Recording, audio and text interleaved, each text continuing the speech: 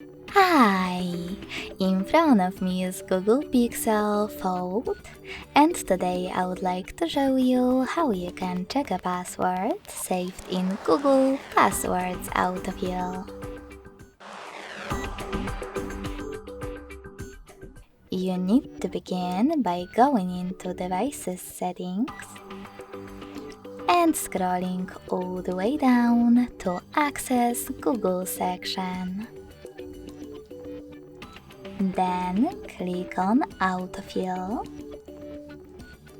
Autofill with Google, and Google Password Manager. Now just click on one of your added passwords that you wish to check and enter your current login method. Lastly, click on this eye icon next to your password to make it visible. Thanks so much for watching. If you enjoyed this video, don't forget to leave a like, comment, and subscribe. Bye!